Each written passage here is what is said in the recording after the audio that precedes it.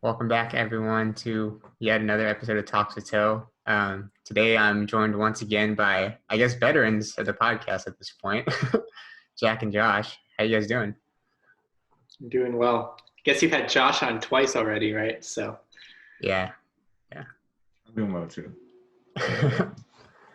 Nice. Well, obviously, it's been a crazy few months, but even more so, I would say, like a crazy year in general. So I'm gonna ask you guys maybe to think back at the beginning of 2020, and at that point, uh, the Hong Kong protests were in full swing. Coronavirus hadn't really hit even the global radar at that point. But as things have progressed, what have you guys noticed about, I guess, people's reaction to world events in general? And what have you noticed your own reactions are?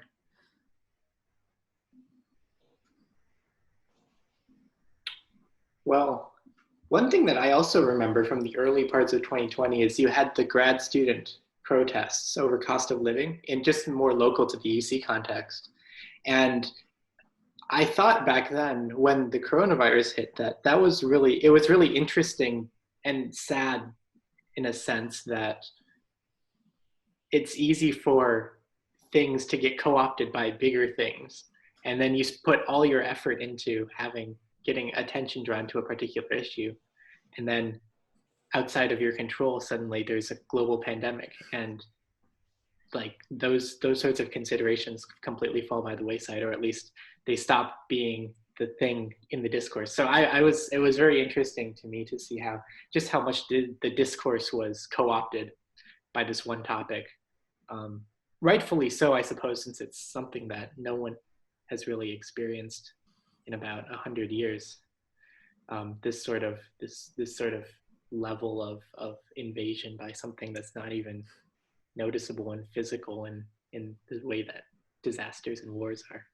Hmm. What was the question?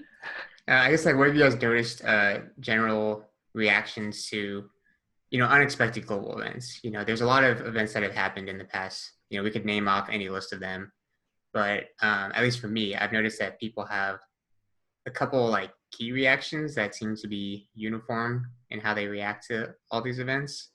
I just wanted to see what your guys' thoughts are, or how you've noticed even yourselves reacting to um, these events, whether they be political events, cultural events, or obviously a global pandemic.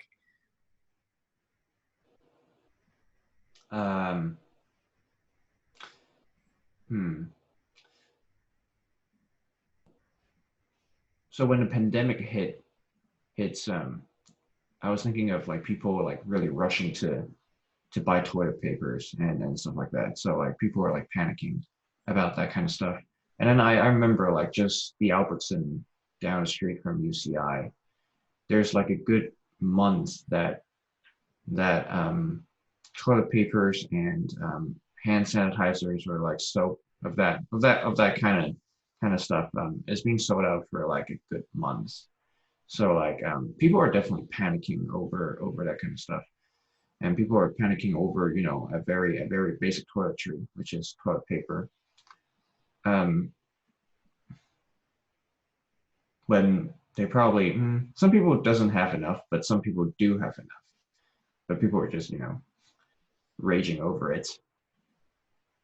Um, it was a little bit sad, but at the same time, like gotta learn from the mistakes that we have. Is that we don't need to panic. I think stuff could easily get restocked, and people don't need to like need to fight over don't need to fight over stuff when they have enough. I think Sort of a self-fulfilling prophecy in some ways, in some because ways. you throw off the balance by rushing the shelves. It Mm-hmm. is interesting though, because you don't think, especially someone who's grown up in the United States, you don't think of empty shelves as being a problem. It's not really within the realm of conceivability, and then it happens, and Yeah, that's yeah. yeah, it definitely was a very good picture into just how quickly fear can pull people into actions that they might not necessarily like think they would ever do, right? But like when it comes down to it, like um, when you're in a situation like that, there are some kind of basic human instincts that kick in that somewhat override the more like, I guess, like logical aspects of human behavior. And I was wondering, like, based on, obviously there's been a lot of talk about how we need to use, good scientific data to like combat the pandemic, and all that stuff. So that might lead into the topic that we were mainly going to talk about today, was just what is you guys' view on the role of science and just discourse on an intellectual level in the events that are going on today, whether it be the pandemic itself or whether it be, things more broadly speaking in the cultural sense. It's a big question. Yeah. Yeah. If you want to go first, Josh, I was thinking, but yeah, I can provide like a basic framework for ourselves. I think the scientific discourse, expect academia in general, but especially in scientific discourse, is to provide like discussions and conversations of how to approach certain problems. I think one of the many things I've learned from my early apologetics days is that science in itself doesn't really solve problems. So the scientific method in itself could discover what is the problem or discover the root cause of a problem, but then ultimately it's up to the person who does the research, which needs some sort of philosophy behind his framework to approach the problem and to solve it. So solving problems actually like, and even the scientific method itself, not to mention, is philosophical, and it has to, we have to approach it with the mindset that we are bringing in our presuppositions, our preconceived notions of certain things in order to approach or to even solve problems in general, and in this case, even a pandemic. Mm-hmm. Yeah, it's very interesting. So I guess on some level, it's like you need a philosophy guiding whether or not this issue is actually a problem. In some ways, it's like how do you determine whether or not this is a problem, and then after that, how do you determine degree, right? Yeah. Maybe it is a problem, but to what degree is it a problem? In some ways, you can try to measure that, but at the same time, you need a base philosophy that drives that understanding of what is a problem and how big of a problem it is. Yeah.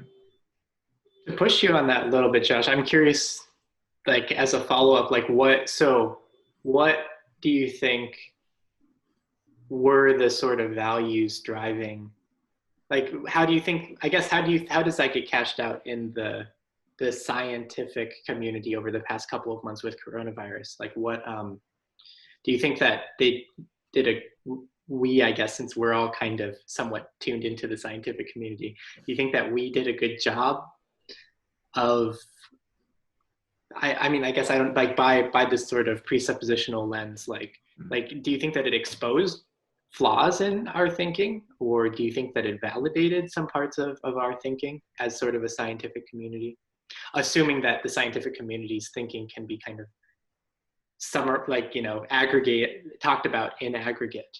What do you think? Do you think that the past couple of months have been a vindication of science, or sort of a conviction of science? I haven't really thought about that. Yeah, very good question. Yeah, I haven't really thought about that. Sorry, I guess I co-opted your position, Chris, but no. This is perfect. This is exactly what the discussion's for. Maybe to give Josh some time to think. Yeah. I think one thing I've at least been kind of playing with is like there is an idea in the modern world that because of our scientific achievements, I guess you would just call it a humanistic philosophy. Really, it's like the idea that because humans are able to engage in scientific inquiry, we have this ability to solve a lot of really, really big problems. We have basically eradicated smallpox, and like for people our age, like we don't even know a context for that because we've never actually seen it, and that's pretty amazing. So with that is kind of this idea, which I think has driven a lot of the pandemic um, and the scientific community during the pandemic, is this idea that if we as humans work together, we can solve anything. I think that is a noble idea in some sense. It's like, yes, we should be working together to solve a very real world issue that is hurting a lot of people. But I think this pandemic has actually exposed that we need to kind of approach science with a lot more humility, which I think is now absent nowadays. Um, and a lot of that is because a majority of scientific or scientists in general don't really believe in God or are somewhat atheistic in some ways. And because of that, it's not that you just remove God, you basically just replace God with humans, right? Um, so there's kind of this lack of humility in that, yeah, there are still limitations to what we can do as scientists. There are still limitations that humans cannot like overcome. Um, and namely, like this virus has very much exposed where people have placed their trust, even if they do place it in science. Like at the end of the day, like the scientific method is very good, but it is not perfect because we as humans are incapable of understanding just so much still. And I think that's just really been revealed in, the past couple of months. Yeah, I think I think it might also be fruitful to look at it from the lens of the intersection of science and policy, um, in the sense that scientists can do all they want, but it's it's other things that drive what society ends up doing too. It's kind of science plus, and then you either insert public policy or just public opinion in general. I wrote a whole paper on that this quarter on like all of these tech gurus from Silicon Valley who took to Medium to blog about what people need to do, and also what the numbers say is going to happen. And you can find, for any kind of point on especially the two extremes, you can find the paradigm article that got tens of millions of views and stuff like that, on why the world is going to end and we need to shut everything down immediately. And then you can find the other one that says, well, all this hysteria doesn't actually align with the data, and what we need to do is we need to invest in our economy and open up schools again, and vote out all the politicians who are trying to shut everything down. And it was interesting how, and then that one, of course, that one gets taken down by Medium. Medium basically suppresses that opinion, even though this was the point of my paper, was like methodologically, neither one of them had good, like neither one of them really used science properly. And yet there's some sort of amplification within the sphere of just public opinion where the people who are seen to be kind of playing fast and loose with lives or something like that, for example, by advocating opening up again or not shutting down, are silenced because now there's some sort of moral factor in there too. And I guess that's how, I'm not sure if this is how you would summarize it, Josh, but I guess that's sort of how I would summarize it when you get down to it, where you have science, but you also need to be aware of what values you're bringing in, sort of what goals you have in mind, because science gives you a path or many paths, but you kind of have to choose which path you're going to go down based on where you want to end up. Because I guess science is good at predicting the future, or at least giving us numbers that correspond to possibilities for the future. Yeah. But actually, you need to choose at some point. And you can't just choosing based on numbers doesn't make sense. You have to choose based on numbers plus where you want the numbers to go. Totally. I can hear the cage stage Calvinists at the back are like screaming because they're like, choose. No, you can't choose. But anyways, yes, we do I'm being choose. Kierkegaardian today. Nice. Yeah. Well, even the Westminster Confession says that we can choose. There's a chapter on free will, but but I want to echo on that too.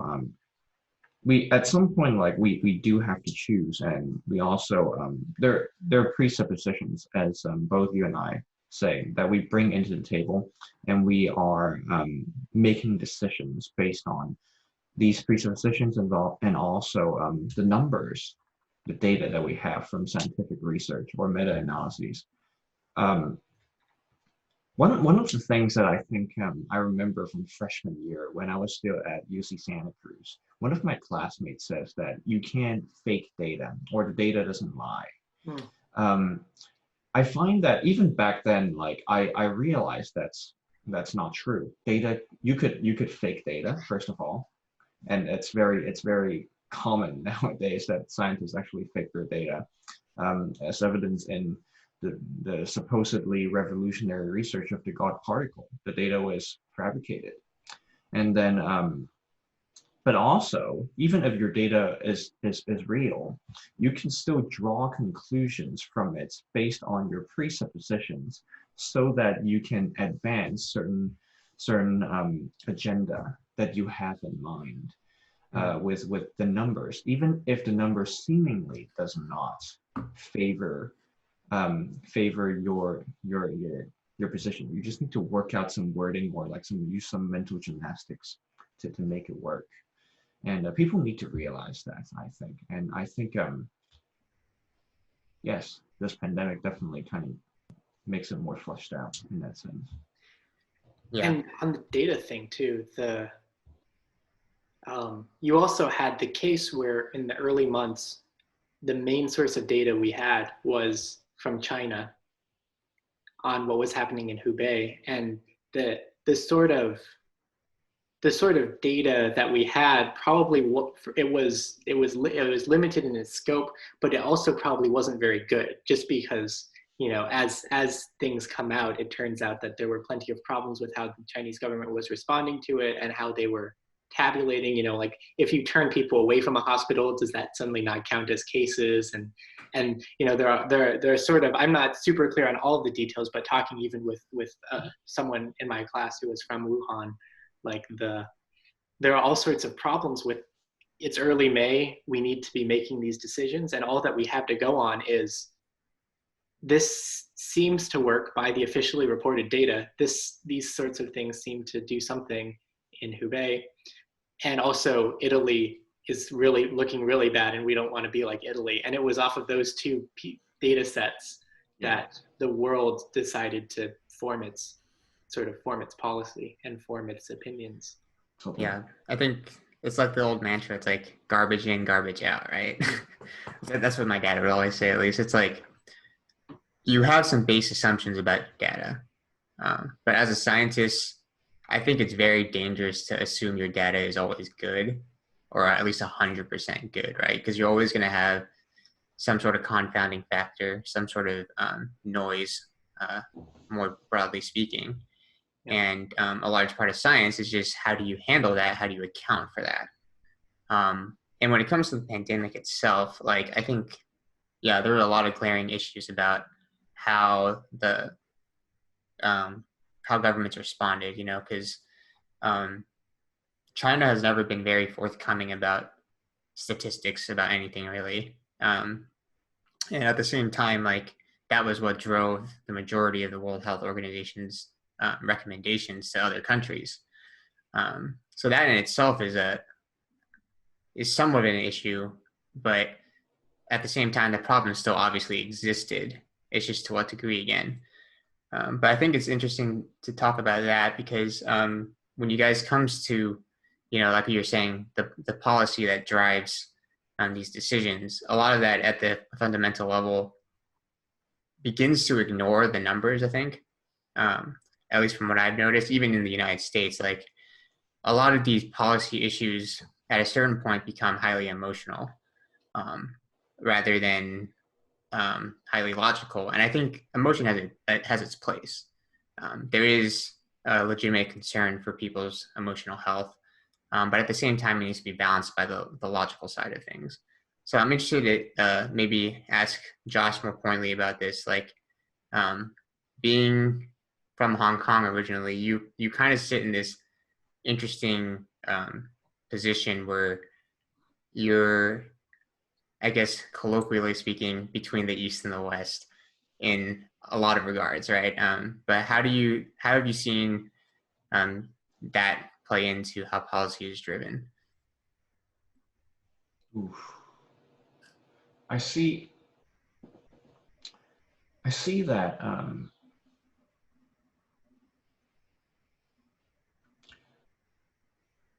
the policies in Hong Kong are. I would say there's more. There's a sense more strictness to how population is being handled in general in the health, at least in the health sense in the pandemic. I know that Hong Kong closed its borders for foreigners um, when the pandemic was like at large, when it was like, I think late February, early March. They closed its borders except for permanent residents. So only people like me could go back. But even if you go back, if you're from a high risk place like say mainland China, or if you're from the US or Italy, you need to be quarantined for 14 days, and they enforce it. But I know that in I think some days later, maybe a month or so, I don't exactly remember, the Hong Kong government's kind of lifted the policy like a little bit, that they no longer actually enforce it. So I know that, so when you go back to Hong Kong, if you're a permanent resident, you have to wear a wristband, and it has like a Hong Kong Health Department on it, and it has a tracker, so they know where you are basically, and it goes into the whole ethics of like privacy and government tracking. But anyways, they no longer actually enforce it, so that there are people seeing that youngsters basically just from overseas, from the UK, for example, they just walk out on the street with their wristband on, like just shopping. And well, of course, like Hong Kong had SARS before, and then like and also H1N1. People kind of have an idea how a pandemic was before, and but some people just they just don't care. And then even with advices from health professionals, not saying that every policy from every health organization is the best, but I think like sticking to general advices from the policies from these organizations are good. Yet there's a fine line drawing between, like, say, government surveillance on its permanent residents or citizens versus versus versus just the well-being of its citizens Mm. being healthy.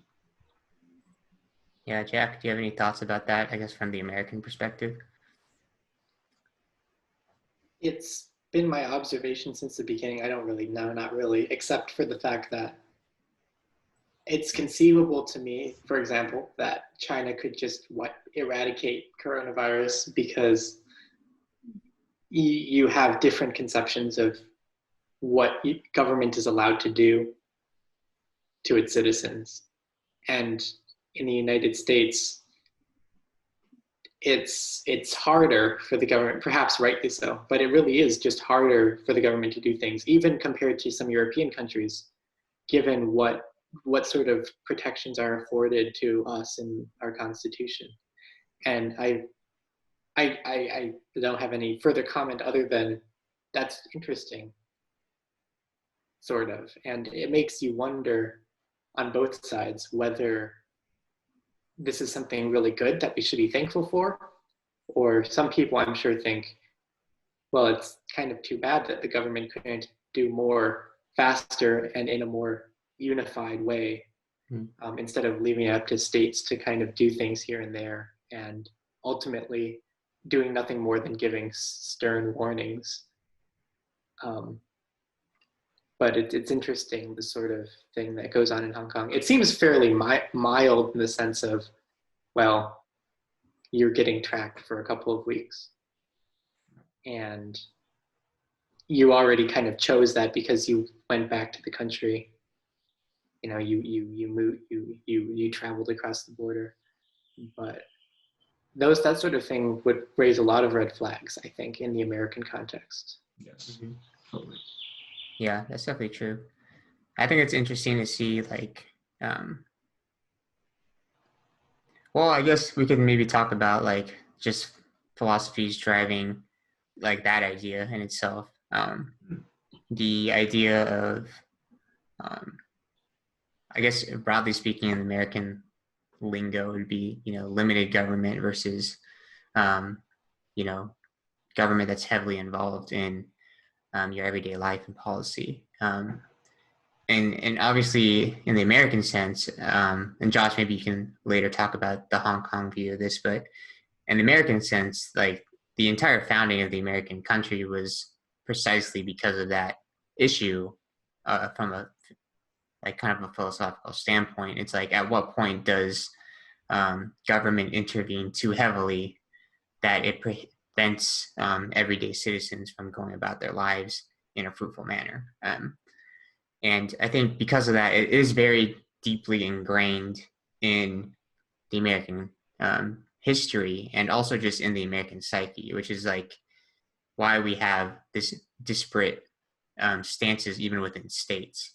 Aside from the fact that the U.S. is a large country, um, this kind of ongoing discussion versus limited government versus large government is been something that's been going on for basically the entirety of American history.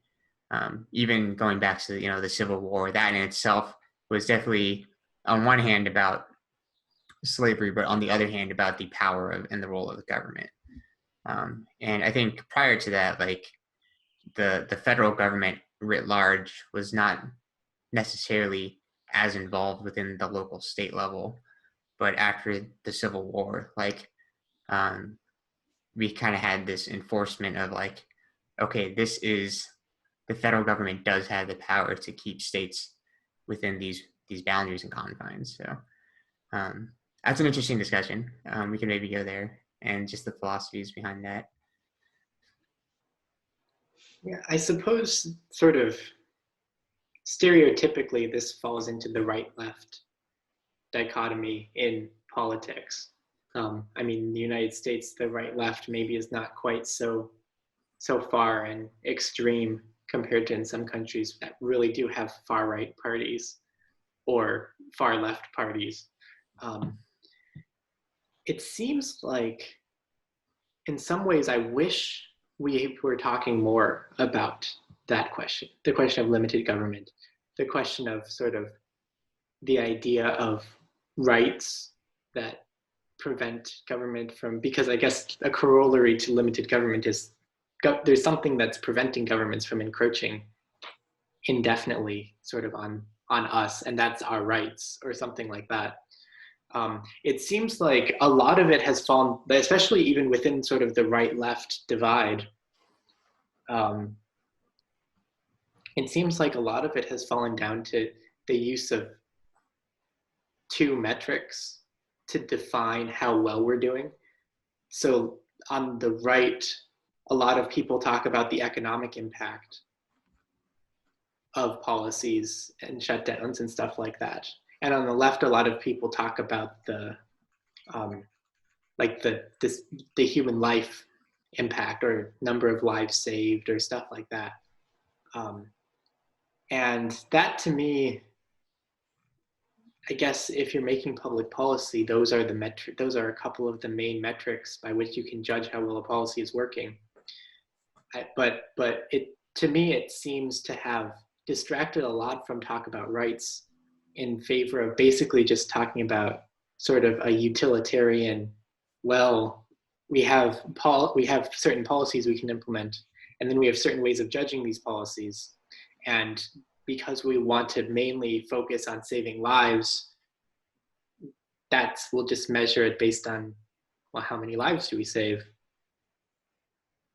And we'll implement policies with the goal to save lives. And some conservatives, on the other hand, are basically saying, well, we've got to watch out for the economy. I mean, they're not really just talking about stock market points. They're also talking about small businesses, and like there are plenty of legitimate concerns on that side. And I mean, if you're judging the success of a country based on metrics, you choose metrics like how many people are dying, and also how well is their economy doing. I mean, it's not necessarily like those are both kind of valid measures of well-being within the country, I think. But it actually, if we're talking about driving philosophies, it seems to be very just utilitarian at the end of the day, which is that's fine as far as it goes. That's one of the main traditions in political philosophy, at least in the Anglo-American sphere. But it means that someone says something like, well, I just think that the government doesn't have the right to tell us we stay home. Whether or not that's true, I mean, that could be an open question. But that question or saying something like that just seems weird in a discourse that seems to be centered around human lives quantified versus economic growth quantified. It seems weird to talk about the idea that governments just can't do certain things because we're humans or something like that. And in some ways it would be nice. I miss debates that centered around things like that, because I don't really know what to make of the economy versus lives trade-off.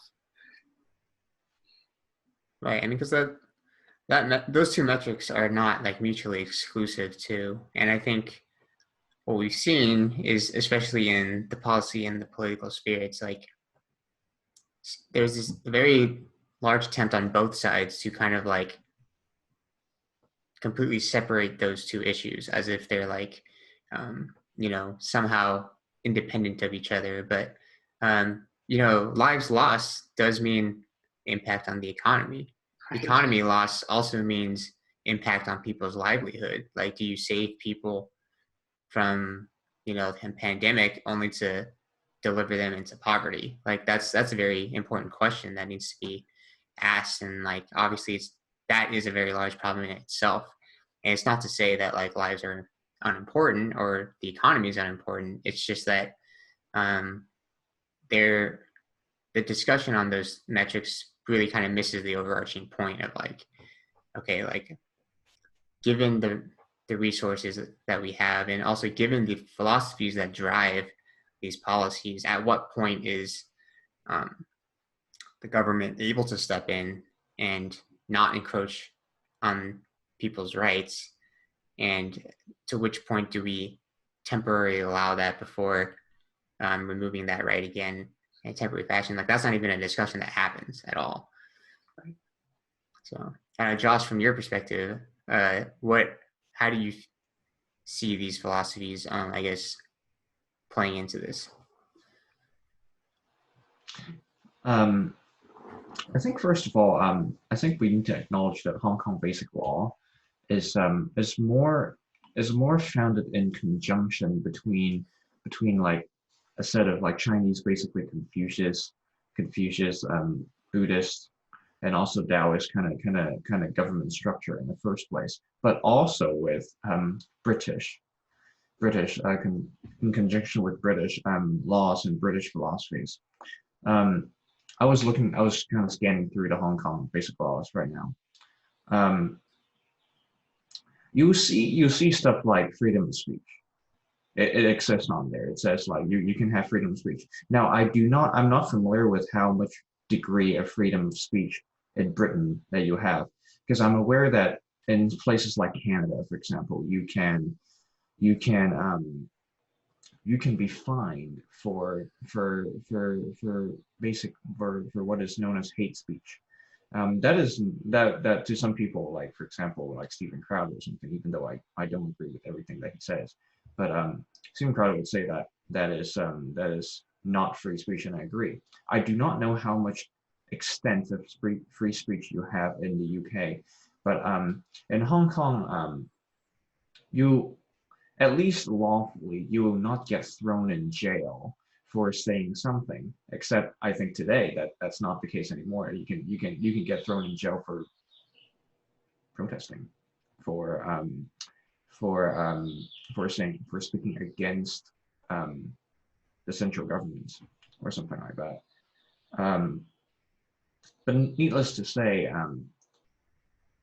the kind of Confucius Taoist and also the Anglo kind of government sense, especially after the American Revolution, is that they have more of an emphasis on government, definitely, and even I would say like Chinese even since the dynasties, government has played a large role in many things and policies and whatnot. And like since like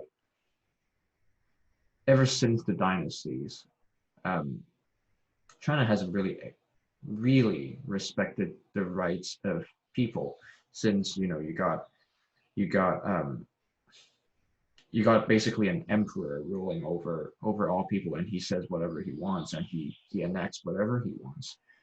So with the governors too, and you got corruption within the government and stuff like that. But like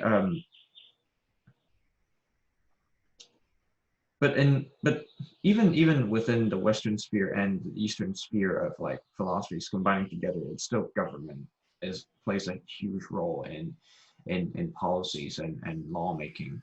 So so in the minds of, like, let's say, a Hong Kong person, especially those who are on the streets trying to protest against the Chinese government, they want to replace a bad government with another government, basically. Instead of, let's say, in the US, the idea is that the people rules,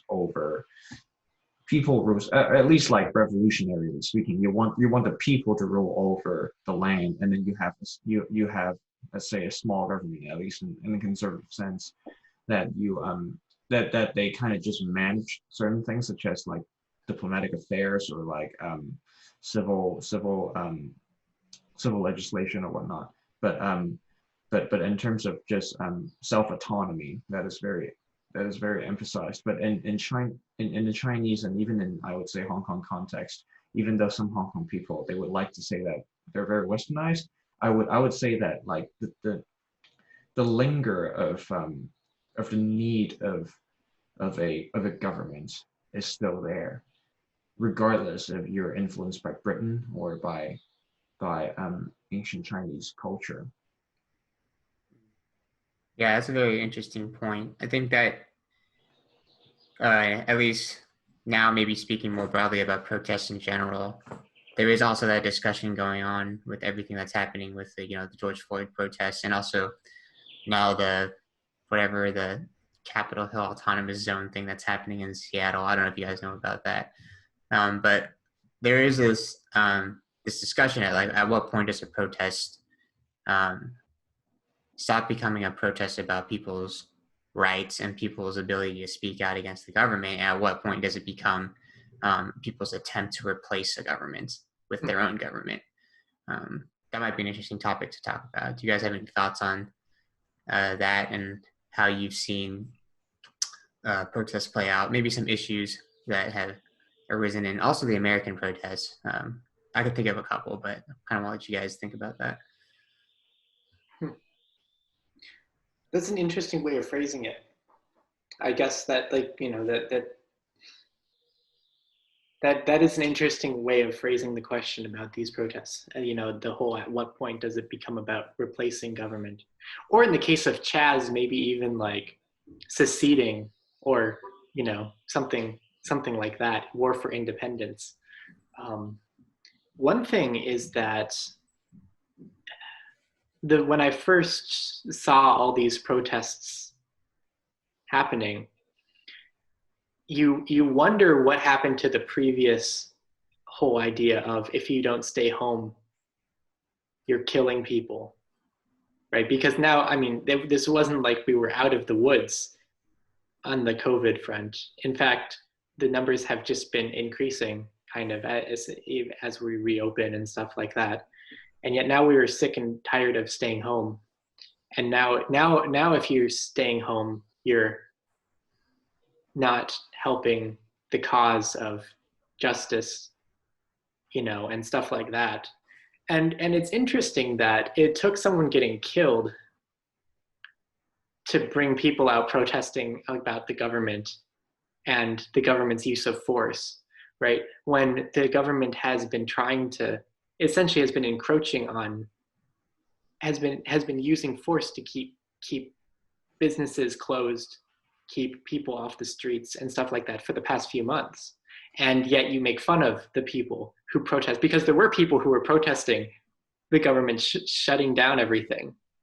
And those people are evil people who, they don't have any legitimate reason to protest. And I think that goes to show back to the whole point of like, we've already kind of presupposed that governments can do what they want.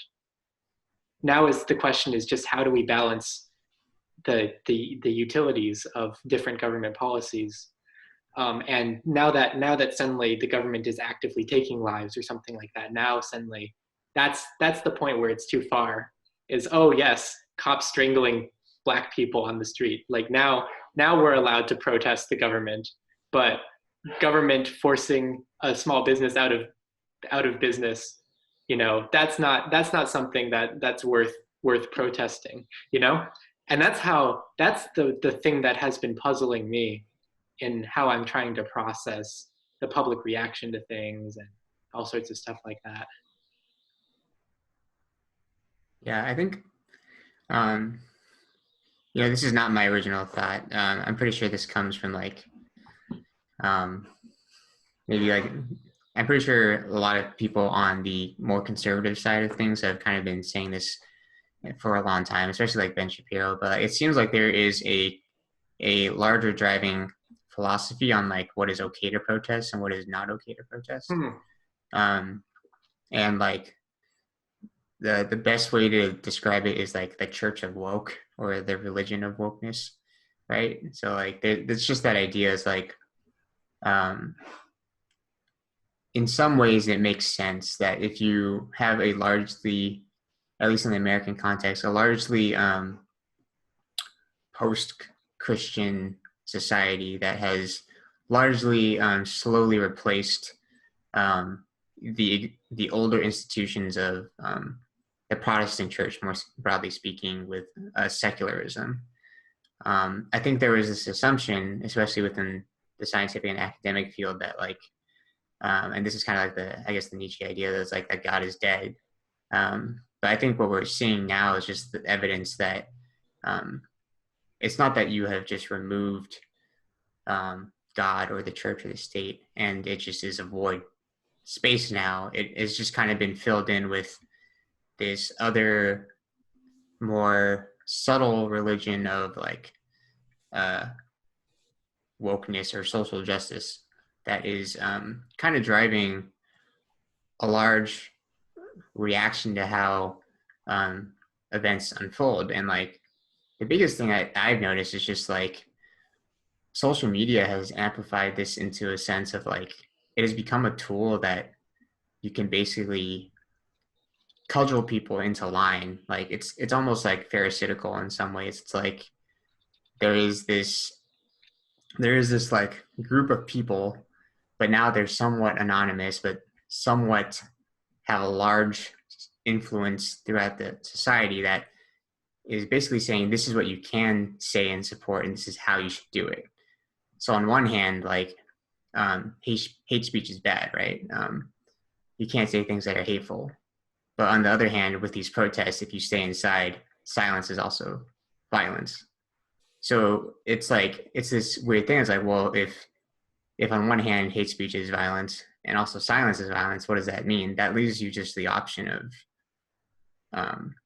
basically saying what you're supposed to say, determined by, I guess, this larger group of people who act essentially like priests or like pharisaical priests that determine what is like okay to say. I don't know. That's kind of what I've noticed, and it's like I think the interesting thing is that this isn't just like somehow not affecting people who are actually practicing a religion. Like people who are practicing Christians fall into this fairly frequently also. And it's just like this, a very interesting picture of how the human tendency to um, place something central greater than themselves as God is still there. Like it has, it's just morphed into different forms, I guess. Yeah, I mean, and I think even the greater than themselves might, now of course it's not as mainstream, but might be presupposing a little bit too, like the language might be a little bit too leading, because there are some, like in in libertarian circles, which I keep up with libertarian discourse too, which they're the sorts of people who actually do say stuff like, well, I don't want the government shutting down my business just because I don't want the government shutting down my business, you know, kind of regardless of what metrics you're using to judge government policy. But in there, there's this tendency to elevate the individual self over the state, but really over God. And so it's almost like there's a spectrum of like, where to what God do I owe allegiance? You know, do I owe allegiance to myself ultimately? Do I owe allegiance to the state ultimately? Do I owe allegiance to God ultimately? And so I just thought I would bring up this third option where and even you see this not just in libertarian, like the sort of American libertarianism is kind of right wing usually, but I mean you see this a little bit in the anarchist, I'm sure, in some of these anarchist movements on either, I suppose, the right or the left, and the idea that surrounds some extreme forms of protest, like secede, or you know, like kicking the government out of 6 blocks of Seattle, where you know maybe you're no longer thinking about the government ultimately, but there's still obviously something that's ultimate, and it doesn't really seem to be God in a lot of these. And I don't know, because there are also a lot of Christians involved with these protests. There are a lot of Christians who historically have been active in social justice communities. Social justice is a sort of thing that it's not super well defined in a lot of ways, I guess. And if you ask most people about whether they're into social justice, they say, well, sure, even if they don't follow sort of the mainstream left-wing-ish progressive ideals. And it's tough. It's tough. It's sort of a thing that I've been grappling with a lot, especially over the past month, of where, as a Christian, what does social justice mean? And I don't even know if I have a satisfying answer for myself yet. And where that sort of where that all falls down, except for the fact that it does seem like you're right, that most of the stuff that goes on presupposes that we're not dealing with God. And this is something that came out during the coronavirus too. I'm not sure. I think it was maybe the mayor, the governor of New York or something like that, said, you know, God didn't cure the coronavirus or something. We did, or God didn't save us. We saved ourselves, or something like that. And that sort of discourse has already been mainstream and been revealed kind of by the way in which people are responding to this earlier crisis. And that's it's almost crazy to think that here we are in 2020, given the history of America. I don't really believe that America is a Christian nation, but given the history of America, especially over the past, say, 50 years, that we would actually have a governor come out and say, oh, by the way, God didn't help us. You know, it's like, wow, oh, okay. That's, wow, yeah. There you go. At least now I know where you stand on this issue. Yeah. Josh, you had thoughts? Oh yeah, totally. I have many thoughts on the Black Lives Matter movement as well as the Hong Kong protests. I think both of you have actually touched on one thing that I really want to emphasize on, so I won't spend too much time anyways. It's that people replacing certain ideologies or certain things other than God and to solve their problems, whether you be you'll be a Hong Kong protester, and you hope for a better government to solve your problem. Even for the American left, you hope for a better government to solve your problems. You hope for and then if you are, I guess, like if you are an American conservative, like Jack says, or a libertarian, you would hope for yourself to solve your problems. And so God, in the Christian sense, he is not a genie that solves every problem that you have, but rather he saves you from your sins. He saves you from eternal separation from God, from your damnation from God. And he reconciles you with the works that he has done for you on the cross, so that his righteousness is imputed on you instead of us working towards our righteousness, because it's not going to happen. His righteousness is infinite, but we are finite beings. It's just not possible. Yet, I would say, especially in the context that we have in the US with the woke church, people are saying that, yeah, I believe in Jesus, I believe in the cross, but I have to participate in social justice in order to demonstrate that I'm a Christian.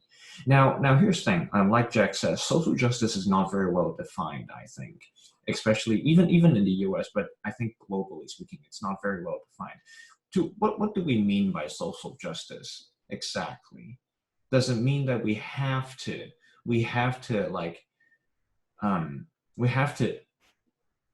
elevate the oppressed. Doesn't mean that, or doesn't mean that you have to go into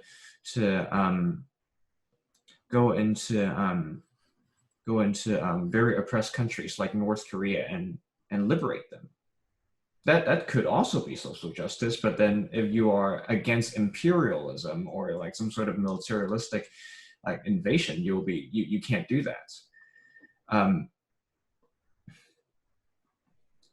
I think ultimately, whatever the issue is, when we replace or elevate something that is to the position of God, we're propagating what is known as Jesus plus. I need Jesus and this in order to be satisfied or in order to be saved.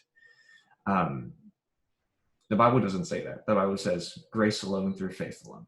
That's how we are saved.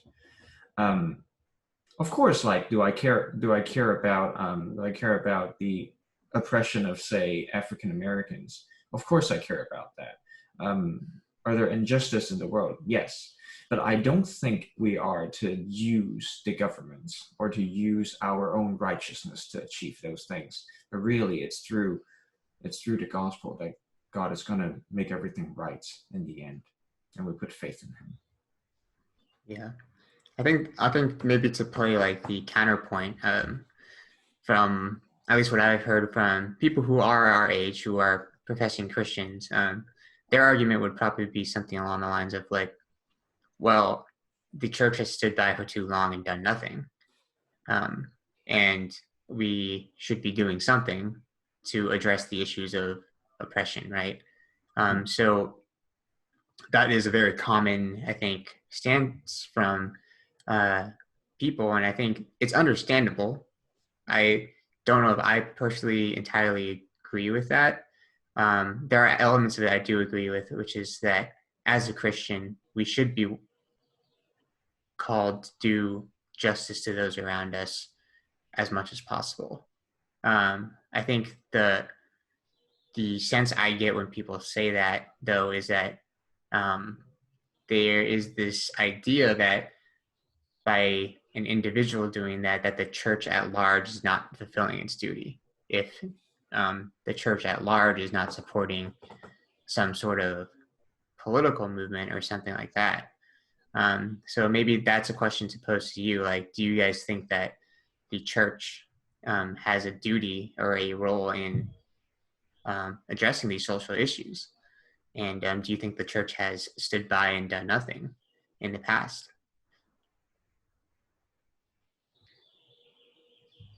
Yeah, I mean, on an individual level, as a Christian, it's kind of obvious. Like, you're called to love your neighbor, and that could mean things like protesting government injustice and police violence and systemic racism and stuff like that. Like, those things exist, and those things are evil. And Christians actually have the standpoint of, yes, those things exist and they're evil and they're sinful. You know, we have very strong opinions about all of the things that are being protested. It is an interesting question, though, when it comes to the church. I mean, on the one hand, you have churches who were complicit, actively complicit in things like racism and racial injustice, right? This was a big thing in South Africa. A lot of the churches there were Afrikaner churches, Reformed churches and whatnot, and they were, by the nature of their composition and the opinions held by basically everyone, they were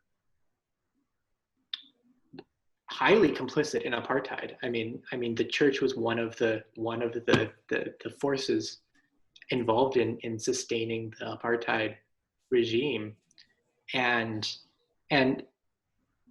you know, in that case, and there are similar things, especially perhaps in churches in the South or whatnot, where you have slavery in the United States context. And so suppose it's sort of obvious, like when you're a part of the church and the church has been doing stuff within its ranks, for example, that's bad and that needs to be addressed immediately and stuff like that, right? And that was ultimately what a lot of these churches did in South Africa too. But there's also the sense in which I think there's a valid place for the church. The church needs to set a good example, for lack of a better word. The church needs to have this sort of prophetic witness to the world, and that's sort of part and parcel of the church proclaiming the gospel, is that the church takes moral stances on things.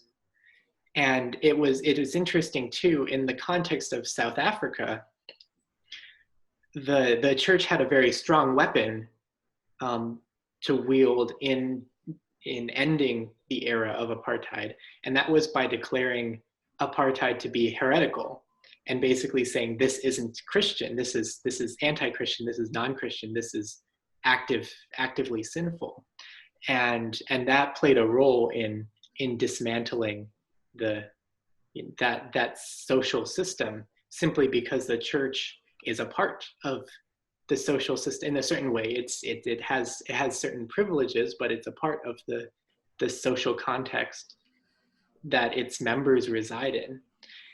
And I suppose you can't overlook the fact that the church has a role to play in that sort of thing. But I'm also of the opinion that Christians can be a part of many organizations which fight for justice and which do acts of charity and whatnot.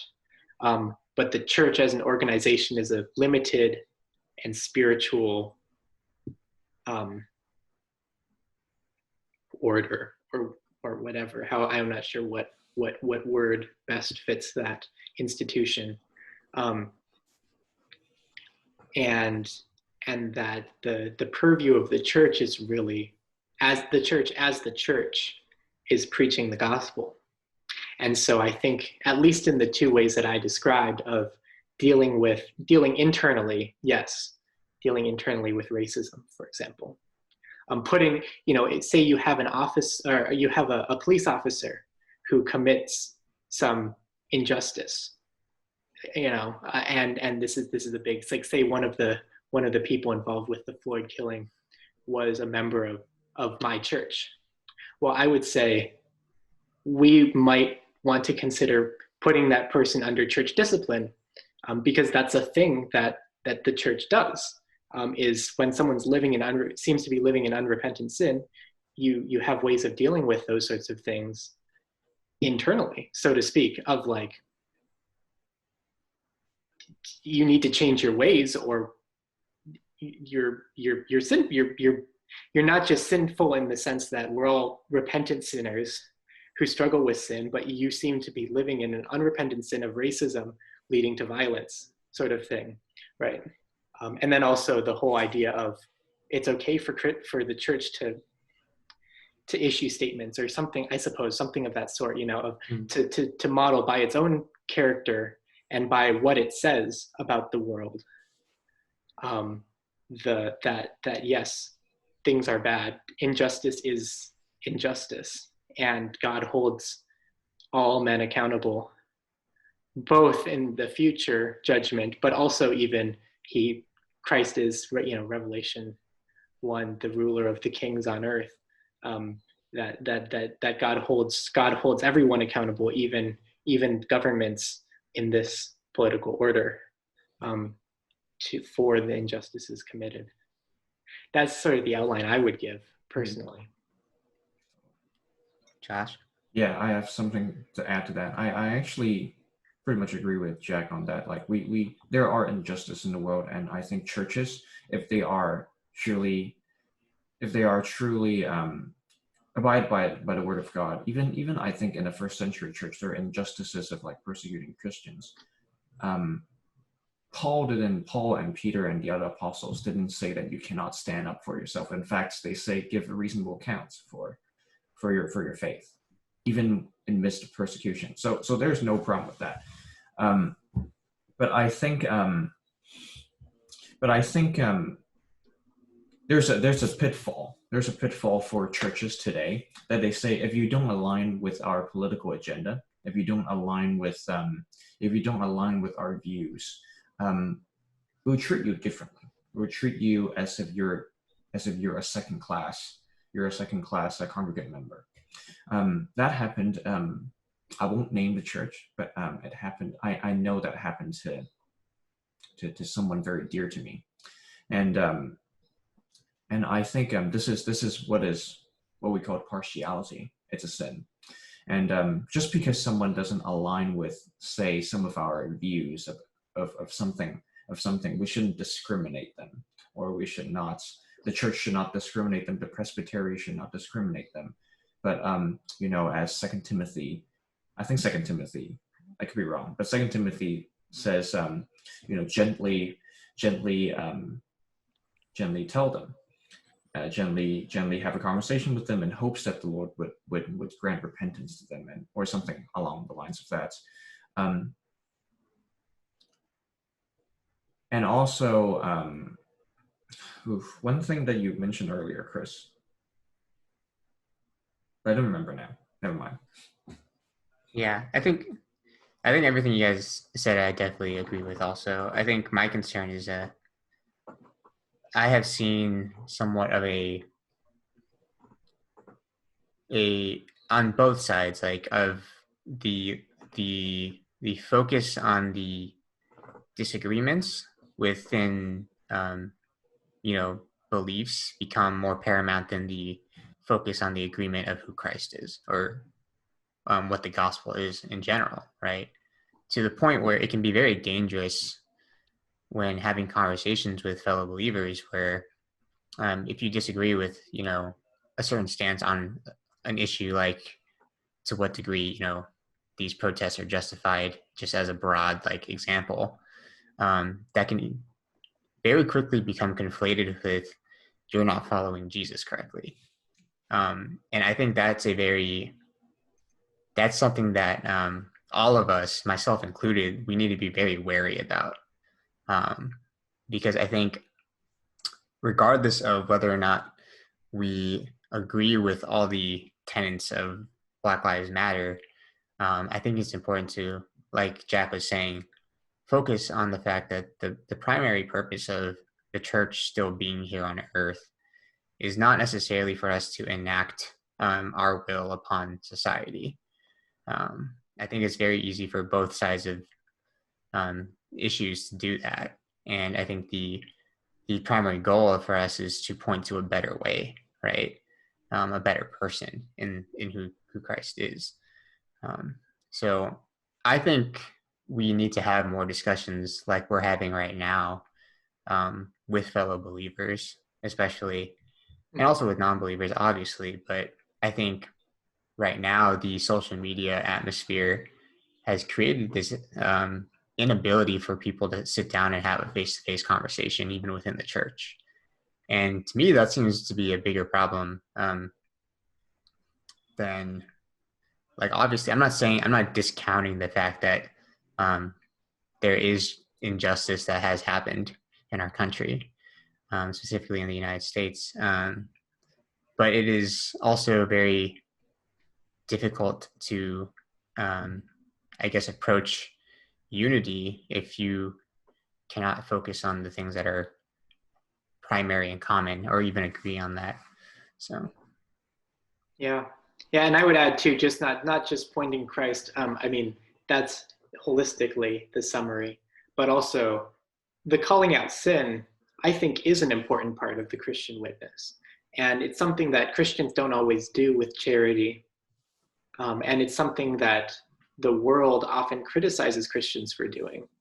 But racism is sin, right? And as a Christian, I'm not afraid to say racism is sin, because that's true, or whatever, right? And people need to hear it. And of course, it's not just racism is sin. Therefore, once we've kind of eradicated all the racists, the world will be a good place. But it's racism is a sin, and people need to be changed. People, and essentially the gospel needs to do its work, and and people's allegiances need to be shifted to their identity, the identity politics, even of, say, within racist, of having some ideal of a white nation or something like that in the most extreme cases, to something higher. And I guess a big litmus test for all sorts of people as Christians is, in my opinion, when I say the kingdom of God, what do you think of?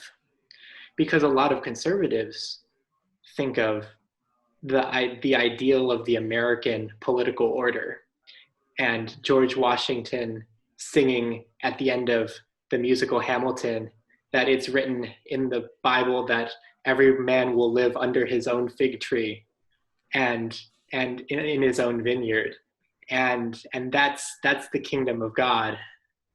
And that's sort of, and that's why we make a big fuss about, oh, America is a Christian nation and stuff like that, right? And then on the other side, I've talked with pastors who are involved with community organizing and sort of the more progressive social justice as kind of commonly conceived things.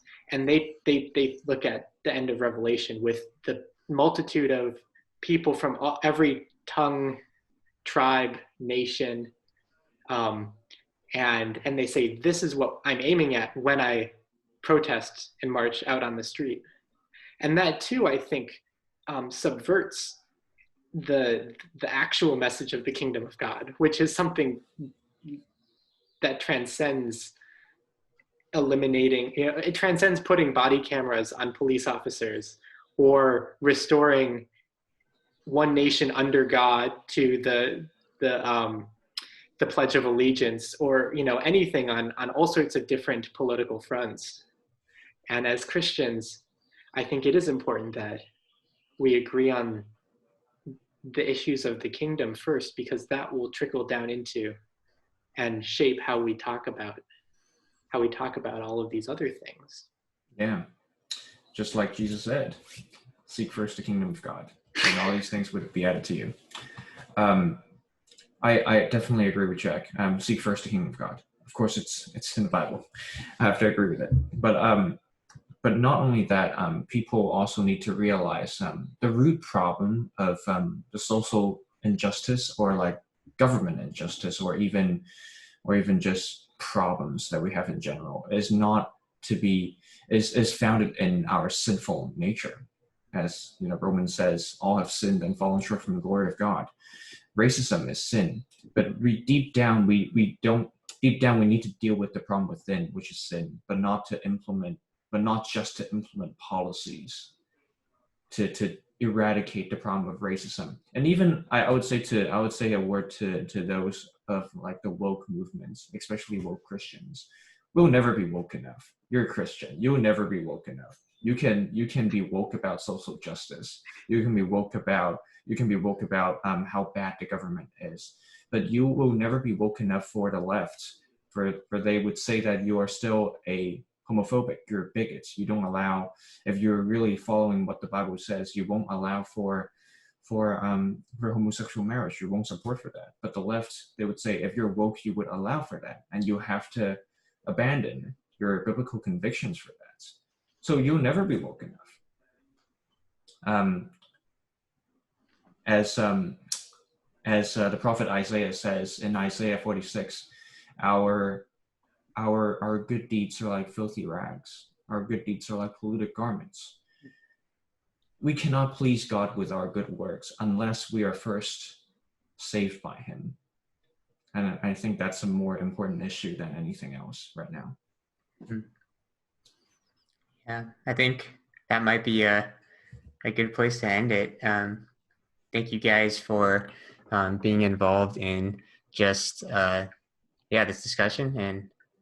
And if you guys have any closing remarks, I think we've talked about a lot of issues, and I'm hoping that these discussions happen more and more as time goes on, not between us only, but also between other Christians. And if you guys want to continue this discussion, please let us know, and maybe we'll do this another time in a couple weeks. Life's been crazy, but yeah. Any last thoughts, guys? I think that is a good place to end. Thanks for having us on, Chris. Yeah. Totally, Chris. Thanks for Unless having Josh us. has something more to add. I guess read the Bible, especially if you're a Christian. Read the Bible. Preach the gospel. Mm-hmm. I would say don't let what other people say about the Bible determine what your view of the Bible is. I think it is important for you to let the Bible speak for itself. And I think that as someone who is now very much engaging in the Bible more so than before, even my own self has realized some misconceptions I've had about what the Bible actually says about things and about these social issues. And on some level, it's like the reason the Bible is still relevant and will always be relevant is because these issues are not new issues.